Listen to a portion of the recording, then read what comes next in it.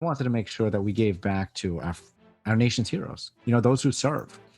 He goes, I don't trust that website. I don't want to put my daughter's name up there on there because how do I know someone cross country isn't going to copy her face and our story and start raising funds and start spreading this? And I go, wow, you know what? You make a good point. I go, but that doesn't happen. And he goes, yes, it does. He goes, you're a detective. And he goes, I know you love business and you start companies and do all this stuff. He goes, why don't you really look into it? So I did. I put pen to paper and I did a deep dive into the crowdfunding space. We did a lot of analytics on some campaigns using keywords such as first responder, law enforcement, military, nurse, because that was the audience that I wanted to make sure we targeted. And when we did this dive, we did a poll of 50,000 campaigns, and we pulled 50,000 campaigns from the industry. And of those 50,000, this number is going to sound small right now, 3% were duplicated campaigns. You got to make sure that verification is implemented in certain types of things, especially where there's money. There's money being transferred, you got to make sure that there's verification. So that's Jason's daughter was the inspiration behind starting Fund the First. And unfortunately, tragically, at 2.5 years old, Jason's daughter, Callie, passed away. And I'm getting chills saying it, but her name will live on forever. When you're going through something, whatever it is in life, you need to bring happiness into it. And if my legacy could be built on anything, I'd want it to be built on happiness. You're doing something that didn't exist a year ago, and now you've created it into a $1.4 million fundraising organization.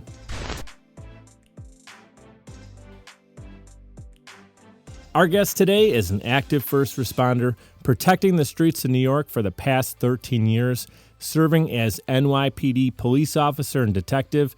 He has witnessed firsthand the hardships that the brave men and women who serve their communities face both on and off duty.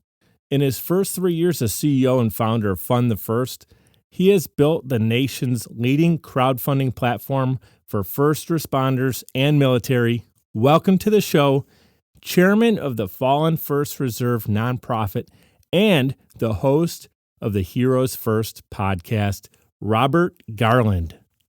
Mike, thank you so much for having me. I appreciate it. Dude, thank you so much, man. I had to cut Robert's bio down, guys.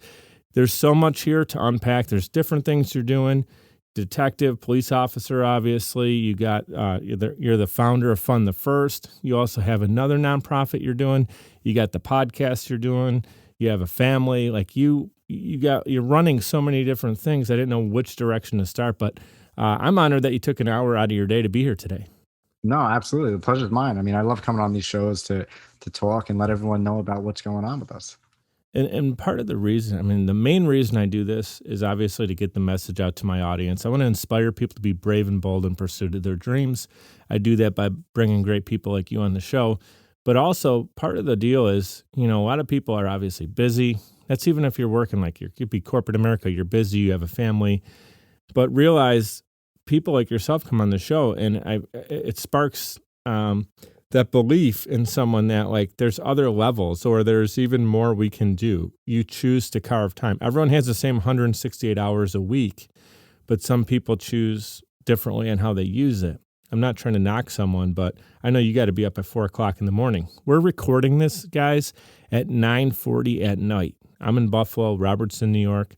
He's doing this at 9:40 at night. He's going to get up at 4 o'clock in the morning and do a 12-hour day. Why do I share that? He's choosing how and what he does with his time. And guys, he's here giving you an hour of his time to help you spark whatever it is that's in your heart so you can go and be brave and bold in pursuit of your dreams. So again, thank you, number one, for being here. And even bigger than that, thank you for your service, obviously protecting New York. So Robert Garland, thank you for being here, brother. No, thank you so much. You bring up a good point with time management. How many times do we talk to people and just for little things, you say to them, hey, come to the store with me. And they say, I don't have time. Yeah. And it's just like, well, what do you mean you don't have time? What are you doing? And they just they go sit down and they're watching their Netflix or they're acting like they're with the kids, but the kids are downstairs with the iPads and they're doing whatever. When you could be utilizing that time, to build something great, build your dream, because we have this notion where we live and we're like, okay, we have to follow someone else's dream. We go through life, we try to go to school and we get a degree to follow other people's dreams to get their job. but we need to build our own. Right.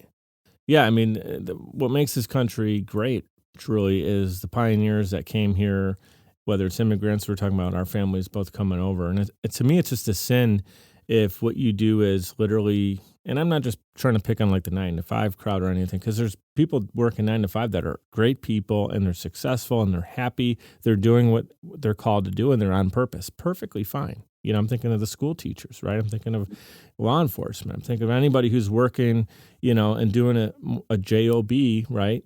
But that's cool because if that's what you're called to do, that's what you're called to do. But at the same time, it's that level of what is your true calling. And not everybody's doing that, unfortunately. And I think a lot of people are wired into this, what society is telling people to do.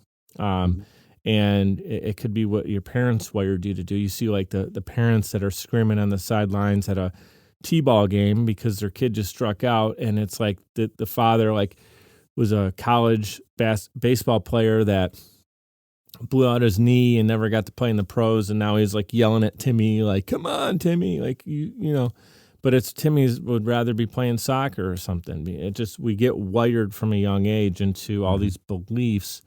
The other thing I'll say, that just spitballing here, I've shared this idea and concept a couple of times on the show, but if you ask a group of third graders who believes that they could be president of the United States, I'm just picking that as something, you could say an astronaut, whatever. Most of the class, like the hands go up, right? Yeah. Like there's this great belief that, yeah, we could do that. Cool, man. I want to do that. And then in 9th grade, not many years, like 6 years later, right? You ask the same group of kids, different, now they're 15, 14 years old, who's going to be an astronaut or, you know, president of the United States. And like the class clown raises his hand because nobody believes it anymore. Because for some reason they're all like, oh, we're supposed to speak 2 languages and go to a great college and get great grades, which is all true and great. But then like their professions are kind of built into whatever they want to do. And they're not thinking like a 5-year-old anymore, where it's like the whole world's in front of you. What makes kids so amazing is their perseverance level is through the roof. Kid falls down, doesn't know how to walk. What's he do? He gets back up and tries again immediately. Yep. Gets right back up. Why do we have to protect kids from swimming pools? Because they'll just jump right in. They're not afraid, right? You see like a 12-year-old trying to get in the pool. He's like scared of the deep end, but you got a kid just running face first to it, right? Because all of a sudden we're told, don't do that. Watch your hands. Don't touch that. Don't move that over there. Stop doing that. And even if they're not saying you cannot be an astronaut, it just gets like knocked out of us, whatever we feel, right? That's just an extreme example, but maybe it's not. You know, if that's someone listening right now and wants to do that, we're over here encouraging them to do it. That was totally a derailed conversation, but to get us back on the train back on the tracks, I'm going to kick this thing off. Before I do that, everybody, if you want to connect with Robert, I definitely want you to do that. He's very active on LinkedIn. You can see all the amazing things he's connected with, but all the links are clickable in the show notes. I'm keeping it super, super easy, so you don't have to go hunting for those. So if you're watching this on YouTube, it's all in the show notes, and it's clickable, and you can do the same thing on Spotify and all the other platforms that we have this available. So kicking this thing off, can you share your initial inspiration for creating Fund the First?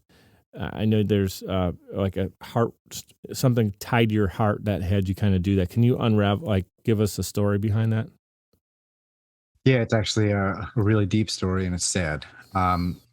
So I was in narcotics, and one of my closest friends and supervisors at the time, Jason Stocker, his daughter was born 2 days apart from my daughter, my second child.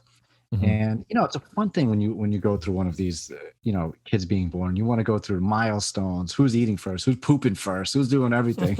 You want to definitely feels like a competition, doesn't it? No, it does, but it's a fun, healthy competition. And his daughter was born a twin. His daughter Callie was born a twin to Riker, and his daughter was not hitting her milestones. And this is in 2017, so August of 2017, and 6 months in, she's not hitting milestones. Jason's wife happens to be a super smart, whatever the highest ranking nurse you could be is. And she starts trying to diagnose her daughter, see what's wrong. And unfortunately, they had to really find some help, and they went to Philadelphia and they went to a specialized hospital, Mm-hmm. and their daughter was diagnosed with Alexander disease, Mm. and it only affected about 140 children and people um, in the world, I think, over the past 60 years. Super, Wow. super rare. So what it does is it completely breaks down the digestive tract, your mental state, everything, just breaks everything down.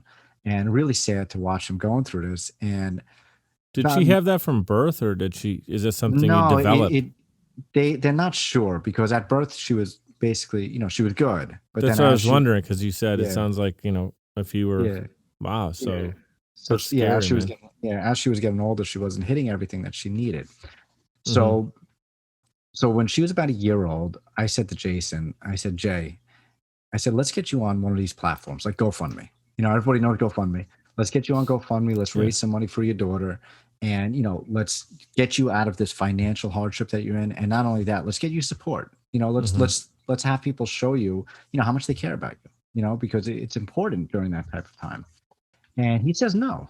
Right away, he says no. And I'm going to refer to myself as Bobby sometimes because everyone calls me Bobby. Yeah. So he goes, Bobby, he goes, listen, he goes, I don't trust that website. I don't want to put my daughter's name up there on there because how do I know someone cross country isn't going to copy her face and our story and start raising funds and start spreading this? And I Mm. go, wow, you know what? You make a good point. I go, but that doesn't happen. And he goes, yes, it does. He goes, you're a detective. And he goes, I know you love business and you start companies and do all this stuff. He goes, why don't you really look into it? So I did. Mm. I put pen to paper and I did a deep dive into the crowdfunding space. And unfortunately, as a whole, the crowdfunding space has 191 platforms out there. There's over 600 million fundraising campaigns. It's a $5.5 billion industry and growing. It's really wild. And there's no true verification. $5.5 billion that are aside from the money raised for the families, obviously, right? Because that's the money that the That's all money. That's GoFundMe revenue. Fund Me gets whatever percent. I don't even know how it Mhm. works, and I'm actually going to Yeah. ask it on unpack a little bit of that too. But so that's revenue dollars. 5.5 billion Mhm. is the industry that's earned from people doing crowdfunding platforms, and basically a percentage going to whether it's Yes. GoFundMe or there's a number of them. Okay. Yeah. And then in your research, you found that people were using this to falsely appear as someone else and Mhm. then So collecting all the money. yeah, so I really did a deep dive, and we did a lot of analytics on some campaigns using keywords such as first responder, law enforcement, military, nurse, because that Mm-hmm. was that was the audience that I wanted to make sure we targeted. Mm-hmm. And when we did this dive, we did a poll of 50,000 campaigns, and we pulled 50,000 campaigns from the industry. And of those 50,000, this number is going to sound small right now. 3% were duplicated campaigns. We can't prove that they're fraudulent. Although you go on the news and there's hundreds of news articles about fraudulent campaign, people arrested, all this kind of stuff, fundraising campaigns. It happens all the time. But what we were able to show was that they were duplicated. Now, what that Mm-hmm. means is me, Robert, I started a campaign for Mike. Mm-hmm. My brother Chris starts a campaign for Mike using the same title. And now we're both trying to raise money. It's almost like a competition. Who could raise more for Mike? Mm-hmm. And that happens all the time. But now what happens? When I'm done with that campaign and I close it out, how do I know that the funds that I raised is going to Mike? How do you know as a donor that the funds Right. that Chris raised is going to Mike? Well, You like the don't. 17th person that shared it, Yeah. share. Yeah, you Yeah, don't. You have no it's idea. So when we looked at this, and obviously I brought together a team when we were doing this, we recognized that the industry of crowdfunding needs verification. It's so important. Especially we look at today, technology is advancing so fast. Everything is about verification. Who's verified? Who's who they say they are. It's important because everything's digital now. We got to make sure. We can talk mm-hmm. about voting and all that stuff for days, but you got to make sure that verification is implemented in certain types of things, especially where there's money. Where there's Mm-hmm. money being transferred, you got to make sure that there's verification. So I wanted to make sure that we gave back to our nation's heroes, those who serve. And because of what Jason was going through. So Jason's daughter was the inspiration Mm. behind starting from the first. And unfortunately, tragically, at 2.5 years old, Jason's daughter Callie passed away. And I'm getting chills saying it, but her name will live on forever, Yeah, yeah. Oh my forever, God, that's terrible. because you die twice, right? You die the first time and then the second time when no one mentions your name anymore. Wow, You know, that's and absolutely crazy to think that, but that's it is crazy. true. But you Yeah, know what? Someone's always going to say her name. yeah, yeah. Always going to say her name, and it's really important. So we had our first fundraiser. Well, actually, she wasn't the first. It was before she passed away. We did a fundraiser. Not the platform wasn't fully built yet, so we were kind of spitting it out. Sure. Um, I played Division I baseball, and one of my partners, two of my partners, would fund the first. John and Mike. We all played together in college, so it was great. Mhm. One of our teammates, who happens to be a firefighter, he was diagnosed with cancer, Matt McDevitt, Mhm. and he ended up passing away. But our first fundraiser, tragically, two children, horrible. Um, our first fundraiser that we did was for him, and it raised $9,000. And we were like, wow, this works. We Mhm. could do this. We could really do this. And then Jason, for his daughter was the second one, and that raised 15,000. And then we're like, wow, okay, there's more money coming in, but it's not about that money.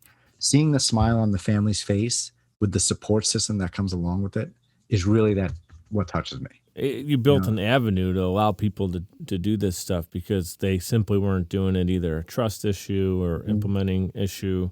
Yep. And it wasn't happening. So we're not able to get someone's life back, obviously, but if we can do something to help out the family, whether it's medical bills. I'm going to give a shout out to Mary Jenkins. I had the privilege and honor of interviewing her. She started the COC, which is an organization similar to, it's like crowdfunding in a sense for cancer patients, but many of those organizations, and they're great. I've represented LLS a couple of times because my little cousin Ben has leukemia, and he's actually in remission now. He's 3. Good. Okay. But when I got asked to do Band of the Year last year in 2020, it was during the pandemic. I'm like, oh my God, the whole time thing. I didn't have the time to do it, right? I made the time to do it, and my cousin Ben was going through it, so I had inspiration. So I said yes to it. But, a lot of people knock those organizations because they say, like, the money goes to research, which is good, but it's not directly going to that family, to, like, Ben and his family, right?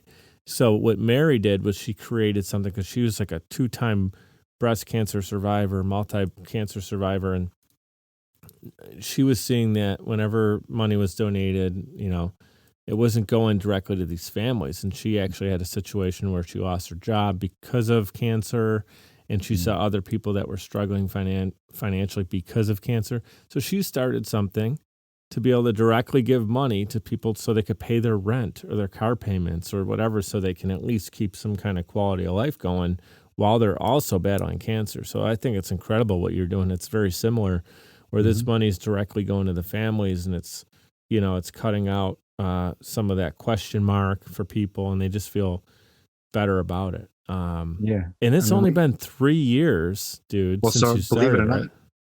it's actually 1 year since the platform. 1 year since the platform, and you're already the top platform doing crowdfunding for first responders. We're the only one. Oh, well, that's easy to get to top, but that's still that's funny.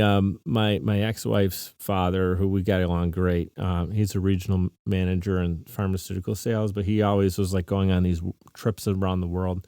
One time he was like, "Man, I'm 4th place this year. 4th place sounds good." I go, how many people are regional directors? He goes, 5. I'm like, what the hell? You got to go to Italy because you were 4 out of 5? Get out of here! I don't want to talk to you. So you're one of one. But that also shows we're laughing about it, but dude, that shows how much of a need it is, because nobody's tackled it yet. And that means it's not easy. It's hard. I know you put hours and hours of research into this deal, right? So where's it at now? So how does someone get involved? Like, if someone's listening right now and they know first responders or people that can use some help, help us out to do that. Yeah, I'll actually backtrack for 1 second if you don't mind. Let's do I didn't it. really get into the verification is so important, and what we did, we partnered with a company called ID.me. I'm not sure if you've ever heard of them before. Say it again. ID.me. ID.me. I have not heard of it. ID.me. So ID.me is the number one verification processor in the country. They're partnered with the IRS. They're partnered with DMVs. They're partnered with large scale companies, Under Armour, Nike, all these places for discounts. Yeah. But they're able to verify the identity of anybody. But more importantly, they're able to verify first responder, military, medical professional credentials. They have Wow. databases that cross-check everything. So it's really important. We integrated that onto our platform. So what happens is, if you were to come onto our platform and you're doing a fundraising campaigns, Hmm. you could start a fundraising campaign, but the beneficiary has to be a verified first responder, military, or medical professional. That's So cool. you would be doing a campaign for, let's say, me, Hmm. for whatever. I want to do a toy drive, but you started it. You would notify me through our system. I'd get an email to be redirected back to Fund the First. I'd verify, and then that campaign can go live, and the funds Hmm. will only go to me. Do you have Really to show important. some kind of certificate to show Yep. that you're a Yeah. active police officer, Yeah. detective, whatever it So might be? all first So responders, someone military, tries to fake this, they're gonna you have to can't. go through. Yeah. It's not working. Hmm. It's They're you're gonna not just faking it. go. They'll just go to GoFundMe or something that doesn't give to you. You know Exactly. what? Yeah. Exactly. Yeah. GoFundMe sees those campaigns. I peed my bed. I need a new bed. Mm, And someone will donate $50 to that. And it's like, what the heck is that? I know. I know. You know, but it is what it is. That's fine. But with us, if anyone wants to, for everyone listening and watching, fundthefirst.com. When you visit fundthefirst.com, there's a large icon right there on the home screen that says start a Fund the First. Hmm. And what you'll do from there is, if you're looking to start a campaign for an illness, a surgery, a death, a catastrophic loss, a good cause, any type of fundraiser, a business venture, something really cool that we integrated into the platform was the ability for first responders, military, and medical professionals to kind of kickstart their businesses, same way Kickstarter works. Sure. And giving incentives, tier systems, and all that kind of stuff. But you have to be fully verified in order to do that campaign. But Hmm. Mike, you could come to the platform also, and everyday person that's a civilian, that's not one of these backgrounds, can come to the platform and they can do a fundraiser for a nonprofit organization. The Okay. beneficiary, yeah. So the beneficiary listed, let's use my nonprofit for instance, the Fallen First Reserve. Yeah. You could start a campaign for the Fallen First Reserve. And when that campaign is over, we issue a direct check to the Fallen First Reserve with a note that says, Mike, started a campaign XYZ, and this is what the funds were used for. And it Right. goes So right to someone them. from the nonprofit, similar to the first responder, would need to okay it or verify it to go back up the channel. Well, we verify it. So Oh, what's okay. great is, you have a CEO who's also a detective, but we have a whole That's cool. verification system on the back end. Hmm. It's not only about having the partnership with ID.me. We do a ton of due diligence. So these Hmm. campaigns do not go active right away. We vet them all. We make sure that the stories are true and honest, because believe it or not, there's still going to be people out there that are going to fake campaigns. They're going to lie about things. Mm. It does happen. So we still verify all of that. And then with nonprofits and businesses that do campaigns, we're verifying EIN numbers, phone numbers, we're cross-checking addresses, we're doing all that kind of stuff. And if we have to, we do call them. Yeah. Dude, this is so incredible. Fundthefirst.com. I'll have that clickable in the notes as well. Quick funny story here. By the way, I love your t-shirt of choice. Great. There. Oh, you got a little something on there. Is that the? I know. I'm an all black guy too with t-shirts. So I thought it was all black. I got the I little usually logo at the this is a champion. it's a police shirt. I don't know if you see it. It says Yeah, it's David. a badge. It's Yeah, badass. David Hoffer. He was David passed away in March of 2016. Man. He was one of my partners in Impact when we first got out of the streets, and he was assassinated in Texas. Oh my God, man. Horrible. That is part of the thing with, I do a lot of like nonprofit work as well. And I have a ton of people. I use my platform to let people like yourself come on and have a voice. But the downside of it, unfortunately, is you hear so many stories of trials, tribulations, and really sad stories of children, 2 years old, and guys, like a friend. And it's heavy. But at the same time, then the community is there to raise each other up, because otherwise everyone's isolated, and that's even deeper and darker than having, you're gonna have to deal with it either way, but isolated is always going to be a larger struggle than the community coming together. But it's tough. You see and hear a lot of stories that get pulling at that heartstring, and they're like, man, it's crushing. And I know you internalize a lot of it. You're a guy with a big heart. That's why you're doing all this. I'll tell you something on that, and a lot of people don't know this about what we do with the company. So Fund the First, it's July 4th was 1 year. We've been live for 1 year, July 4th. We have 209 fundraising campaigns. We've surpassed Wow. $1.4 million in donations that have come through. Yeah. Over 13,000 unique donors, over 5,000 users that registered on the platform. It's really incredible in 1 year. $1.4 million he's raised. I know it's not you. You have a team, right? Yeah. So, but the fundraising campaigns, the way they work is whoever does that campaign, they have to share it with their networks. Mm-hmm. So for instance, a campaign just came on yesterday. It's already at 60 grand. And that's because they're sharing it. People are donating to it because they're sharing it all over the place, social media, text messages, emails, Sure. whatever it may be. So, but what I was getting at is I take it upon myself every single campaign that comes to our platform. I don't have to do this and our team doesn't have to. I call the beneficiary or the organizer and I get on the phone with them. And Mike, I can't tell you how many times they're just crying their eyes out to me, because they lost a loved one, or they're going through something with a cancer or an illness or, a house fire, whatever it is. And I sit there, I let them talk, Mhm. because they need that. They really do Mhm. need that. And what we're providing with Fund the First is that extra support system. And I want them to know I'm not above them. I'm not, even though I'm a CEO of a company, I'm not better than them. I'm Yeah. here for it's important. And I wish more of these other platforms would be like that because it's the human nature factor. It It's a lets people. personal. Yeah, it's not just doubt because people do need the money, the monetary support, Mhm. but they also need the support in general, the caring, Yeah. someone that's a real human being on the other phone. And it's it's you. Like the guy who Mhm. started the company is taking phone calls, which Yeah. again, do you have to do that? No. Do you want to do that? Yes. You're making time, you're carving time out.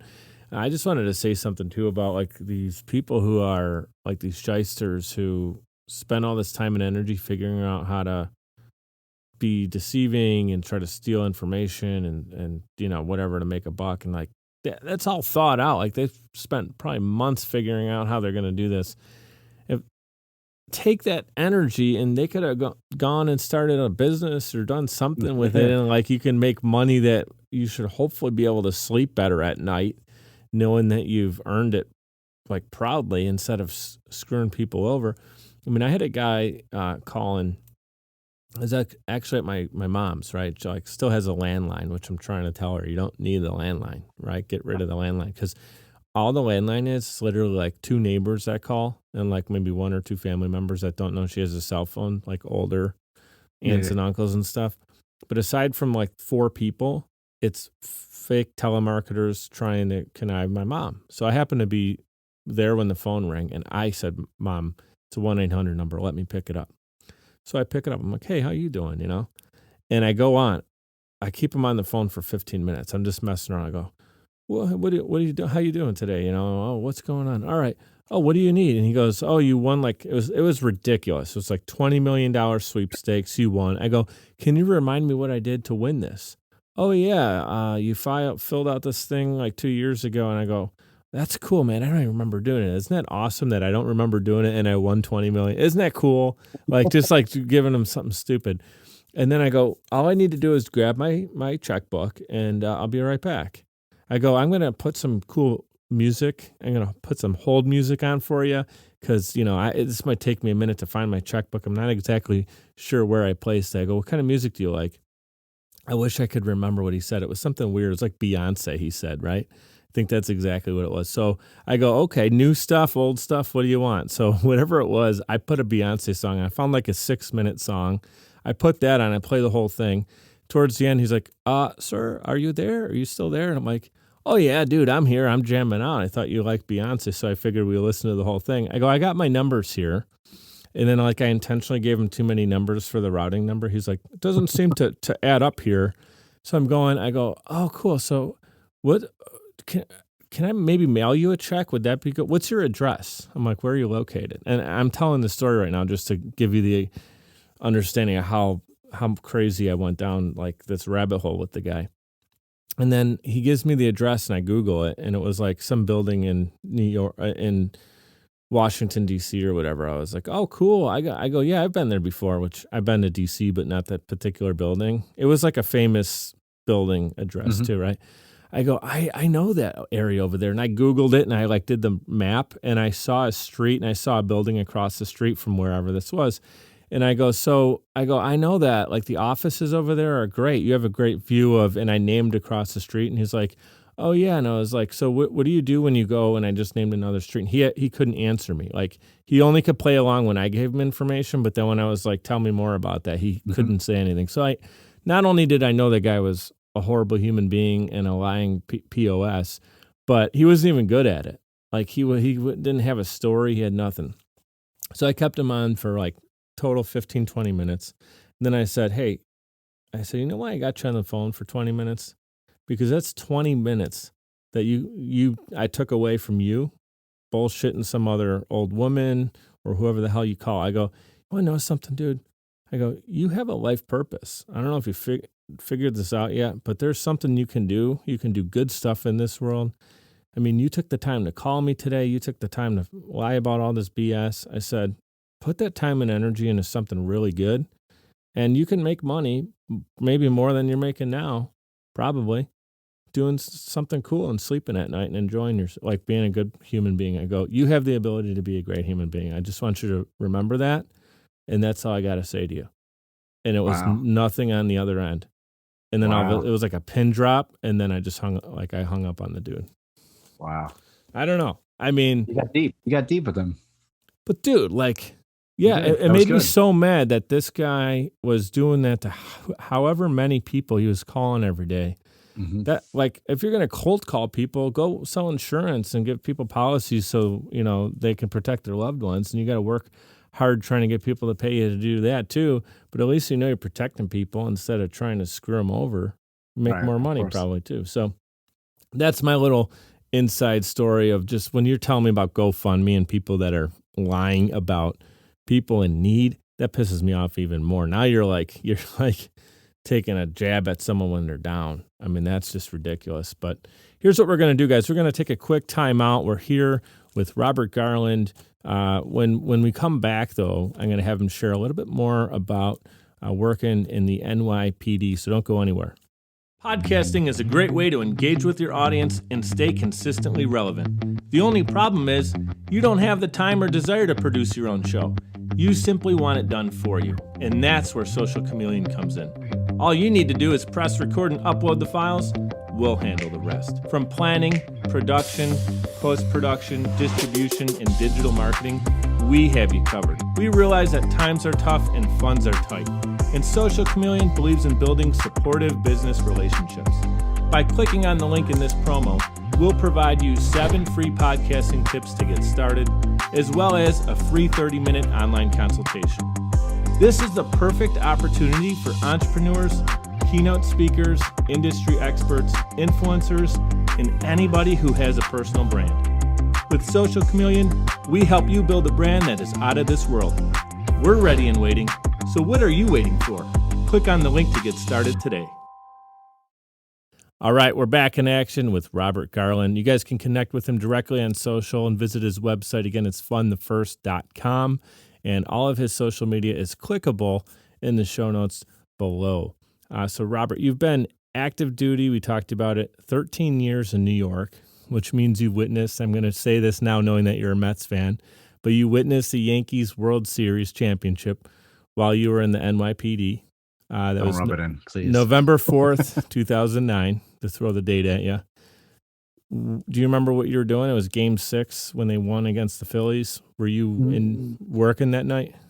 November 4th, 2009. I was working Times Square. I know that I had about a year and a half on the job. Yeah, because you started like 08, right? Yeah, 08, yeah.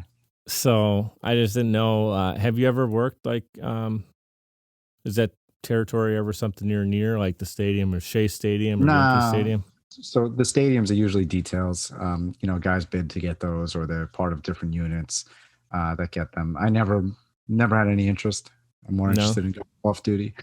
Yeah. But I think that's so cool. Like as you're telling me, I think just being a detective is cool. It's something actually as a kid I always wanted to do. I always thought it would be super cool to like be undercover. And so I'd love to like pick your brain on that too. We can even talk about it now, but as a detective, right? New York City is just a cool city in general, but there's a lot of crazy stuff. Let's just say you've seen some wild activities, right? To say the least. But can you Yes. share maybe a positive story, something that was you were involved with that you can talk about? That was just a really cool thing that you got to experience being a detective?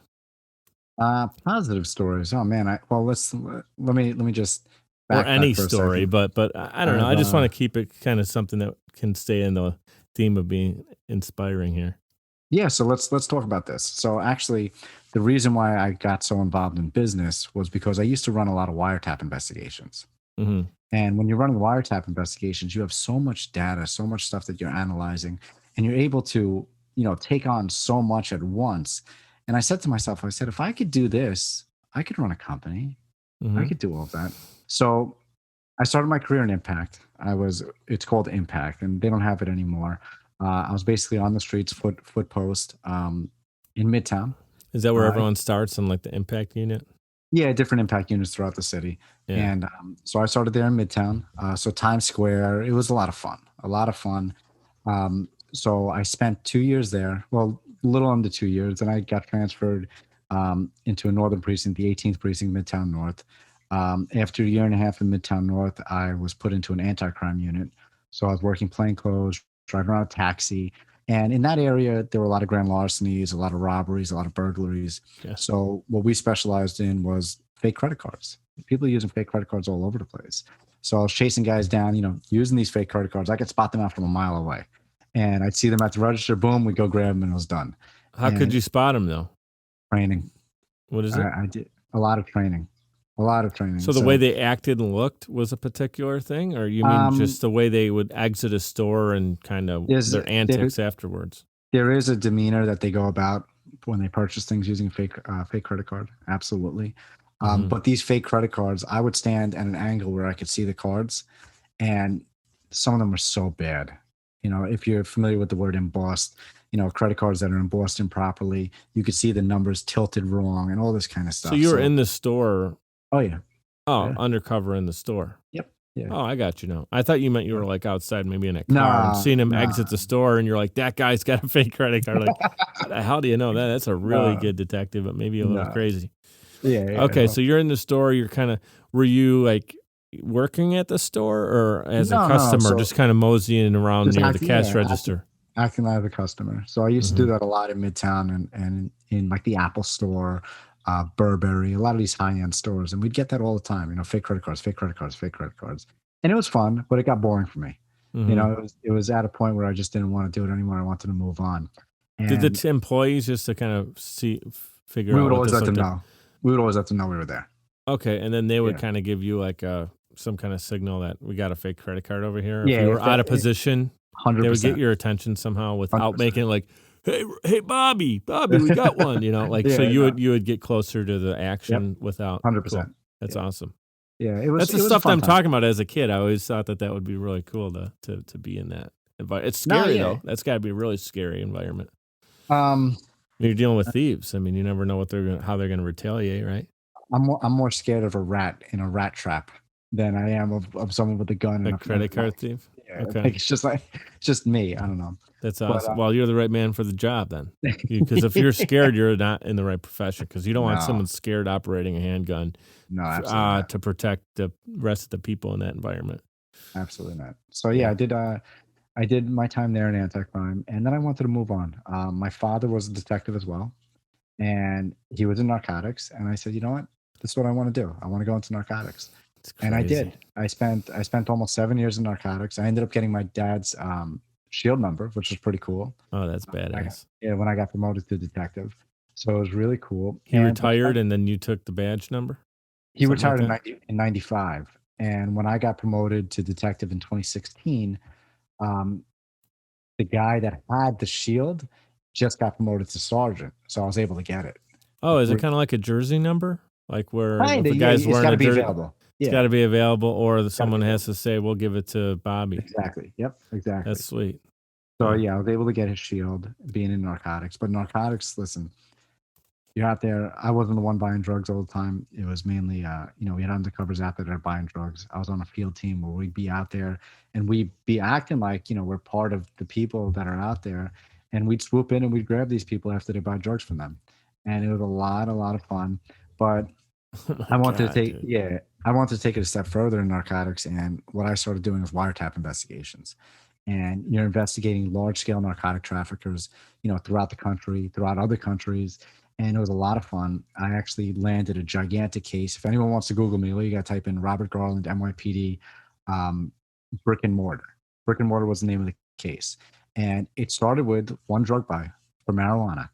Believe it or Hmm. not, started with a marijuana drug buy that led us to cocaine, that led us to heroin, that led us to firearms, that led us to a giant gambling ring in the middle of Midtown.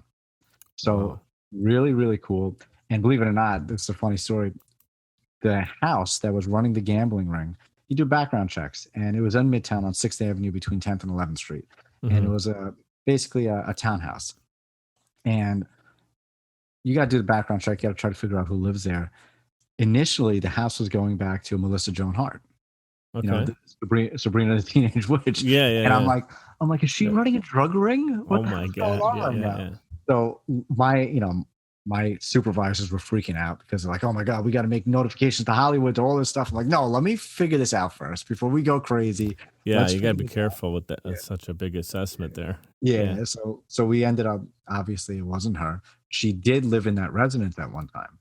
So she was there at one time, but it was years prior. So this case that I had, it ended up extending to 39 subjects across 5 states. And the day of the takedown, after doing wiretap investigations, where I was listening to four numbers at one time. So you're listening to four lines of these guys talking about passing drugs all over the place, passing guns, and running this gambling ring.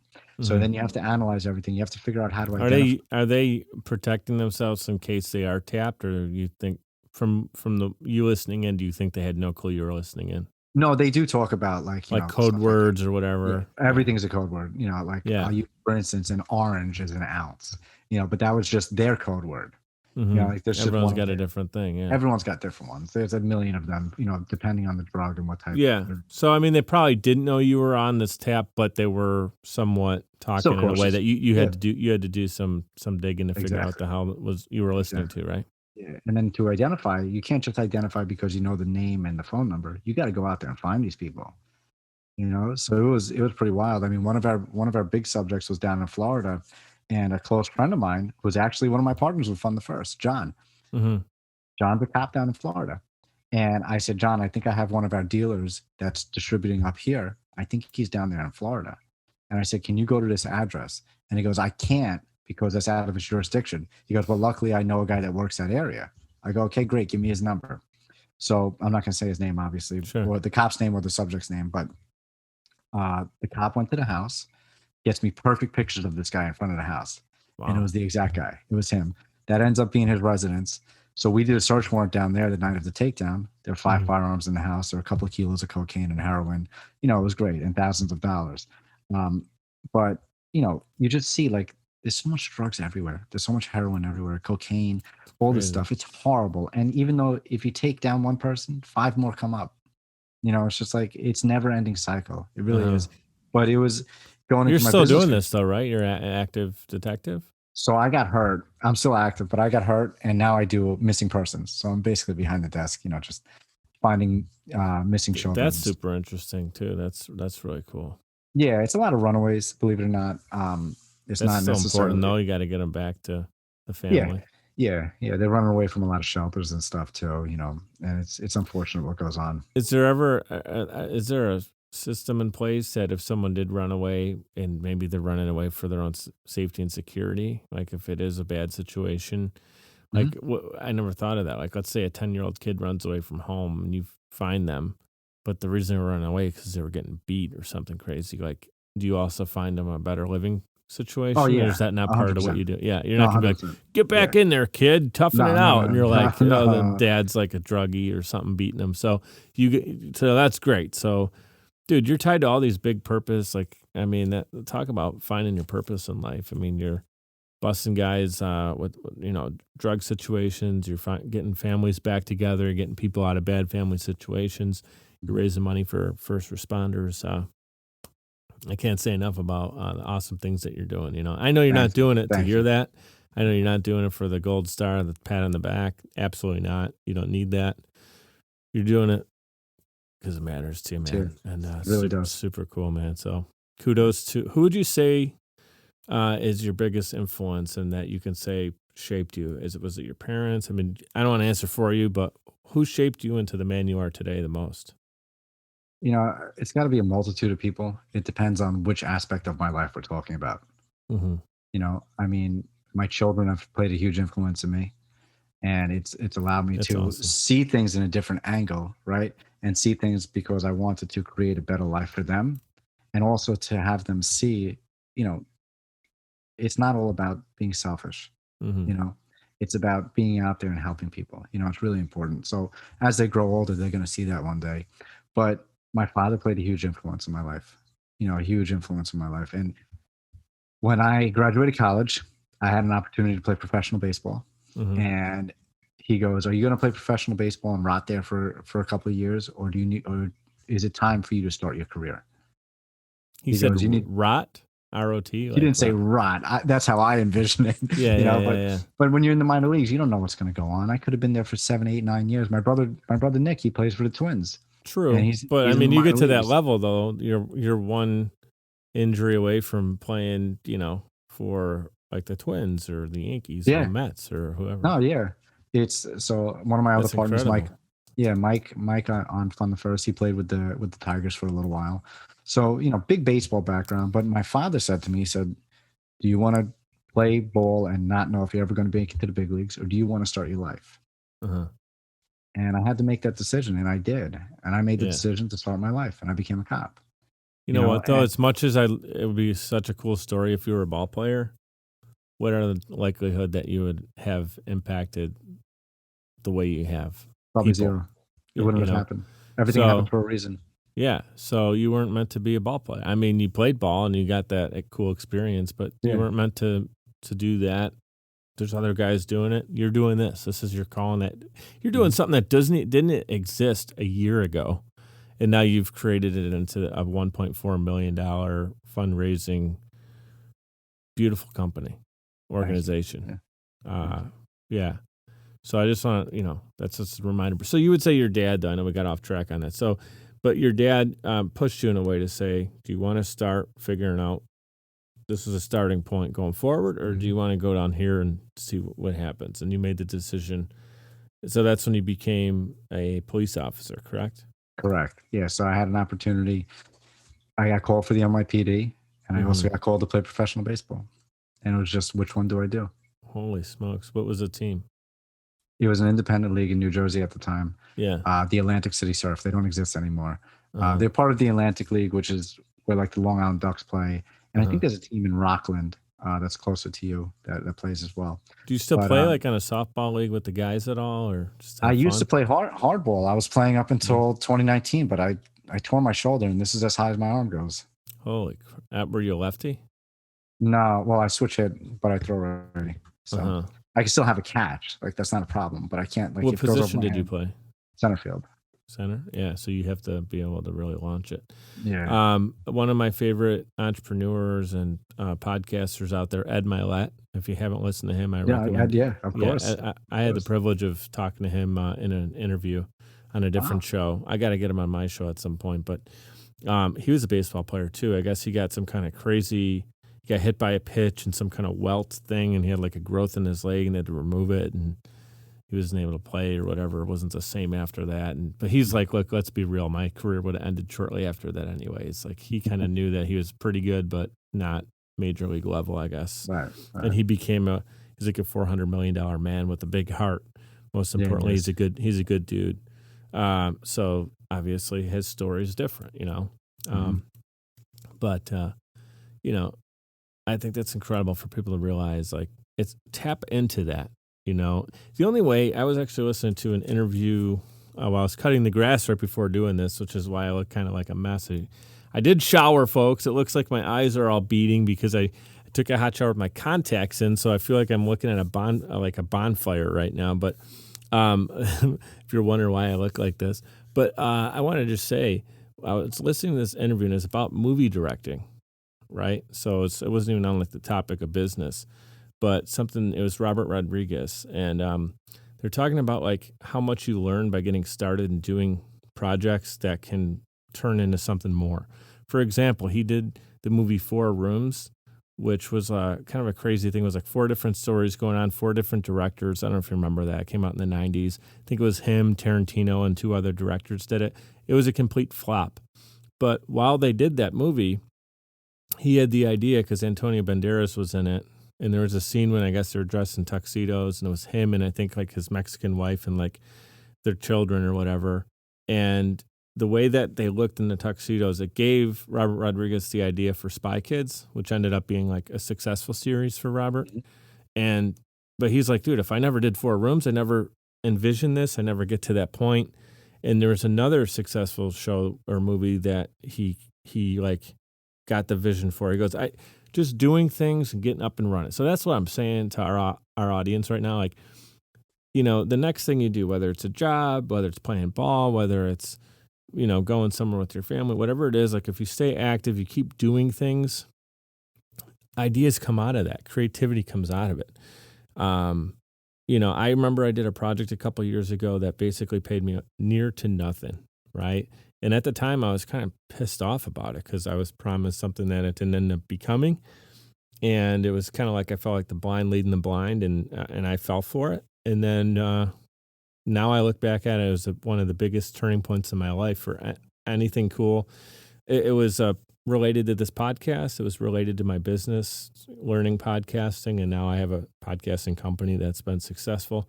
None of that would have happened if I didn't do that one opportunity that ended up seeming like a complete loss. But I learned a lot about myself. I learned a lot about people and networking. I've met incredible people through that opportunity. So again, like moving forward, taking the most of it. If something doesn't work out, you take the qualities you learn. Like if you read a book and it's 12 chapters and 2 chapters you don't agree with the author, what about the other, 10 that were quality? You don't throw the whole book out. Right. So that's what it is, like a job opportunity. I've worked for corporate America jobs that at times I hated, at times I loved, everywhere in between.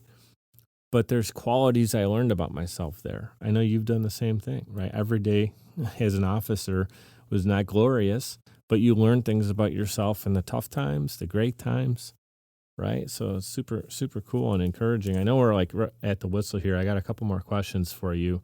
And then I want to give you the floor to add anything you want to.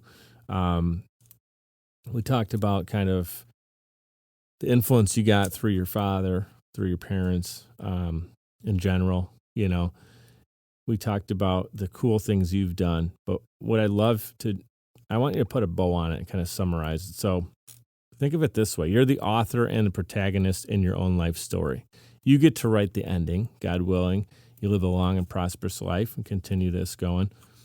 You're looking back and reflecting on it, and you get to define your legacy. What would that be? Oh, man. That's a tough you get thing. To put it in, like, you get to write the rest of the chapters. Imagine you're how old are you, if you don't mind sharing that? 35. So I'm same age, 86 baby. 86. Yeah, so we're 35. So I have to say, I've recently had kind of a morbid thought because my father passed away at 69 back in December. And I thought, like he made it to 69. My grandfather made it to, I want to say he was 74 or 76, his dad. And my mom's dad passed away at 63.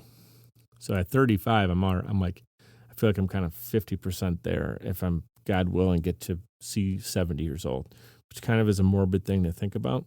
Mm-hmm. But it makes you feel like if I'm in a book right now, that means that I'm halfway through and I got to start writing the rest of those chapters.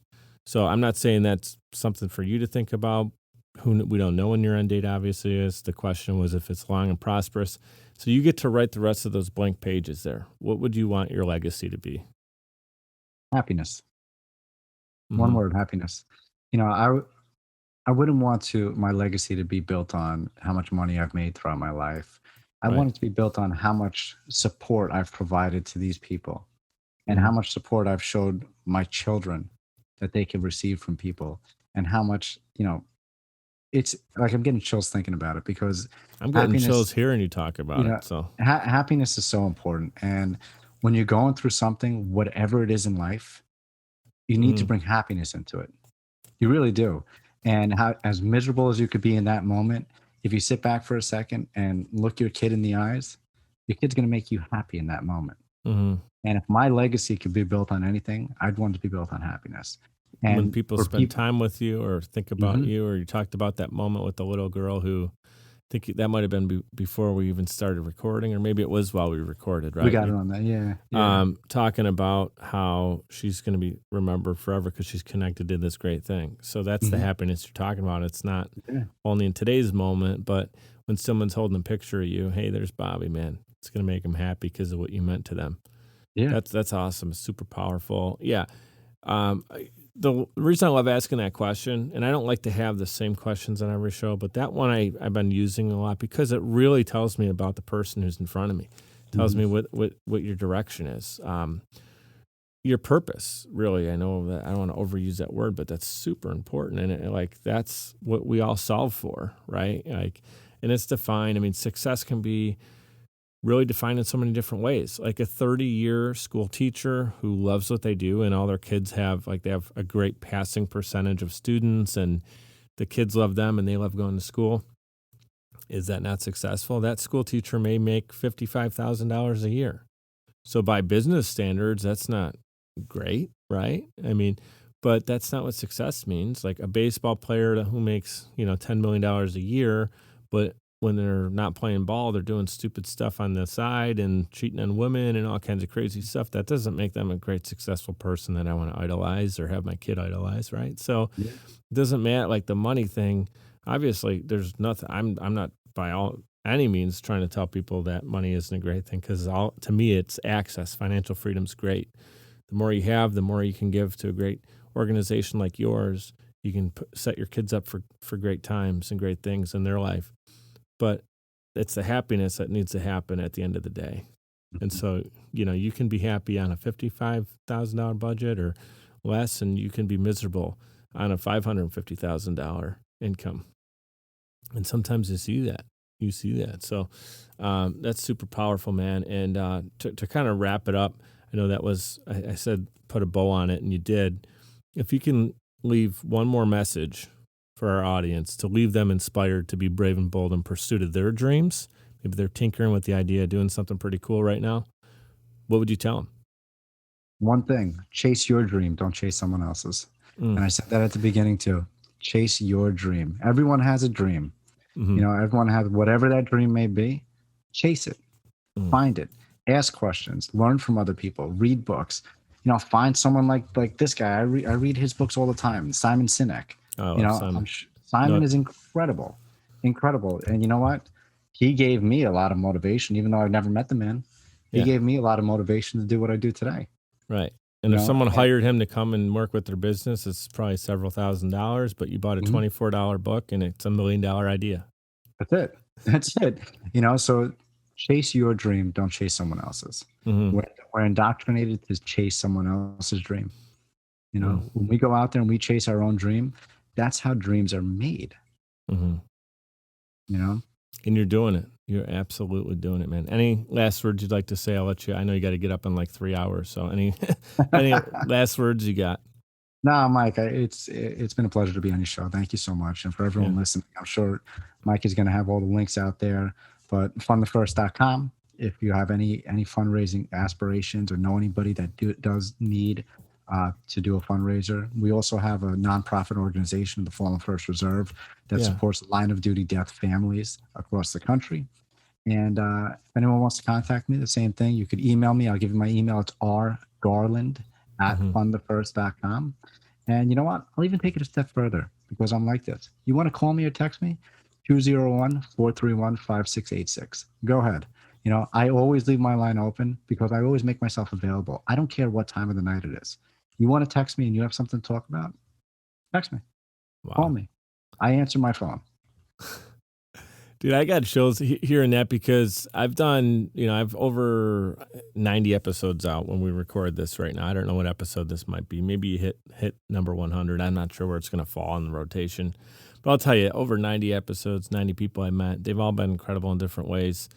I mean this when I say it. It's not the smoke situation trying to make a guest feel good right now. This was by far one of my favorite interviews. What you're doing and why you're doing it is incredible. Not to try to size up people up for like how much they're giving, but dude, I'm honored to know you. And I say that to a lot of people, and I mean it each time. But like in this situation, I definitely want to stay connected with you. I've had some people say reach out like that, but to give your phone number out when you're in a situation where you're already pressed for time and you're figuring out ways you can help other people out, that's so awesome. And hopefully nobody abuses it. But I trust in my audience that we have a solid group of people tuning into the show, especially getting to the end. And someone's listening right now. Thank you so much for tuning in, staying in all the way to the end with Robert Garland. Brother, thank you so much for being here. I'm going to put your number on my phone because I want to stay connected and continue to follow your story, your success, and the happiness you bring to your friends, your family, and all the people that know you. This is incredible. Thank you, Mike. Thank you so much. I appreciate it. I'd like to give a huge shout out to everyone for tuning in, especially those who listen all the way to the end to hear this message. Seriously, I appreciate you, and my guests do as well. Giving a quick reminder to subscribe to this show. It's completely free and will allow you to receive notifications when new episodes are released. If you'd like to provide a tip as a gift, you can do so via patreon.com/mikedup. It's spelled MIKED up. Patreon.com/mikedup. You can give as little as $1 per month or as much as you'd like. Every dollar is greatly appreciated and completely unexpected. Appreciate your reviews and your messages coming in on social as well. Keep them coming. Your feedback is valuable and absolutely means the world to me. You can check out more episodes and content at mikeduppodcast.com. We're powered by Social Chameleon. You can also follow me on Instagram. That's where I'm the most active, and it's at Mike DiCioccio, MIKEDICIOCCIO. Thank you so much for your continued support. You guys know what to do. Be great and be grateful.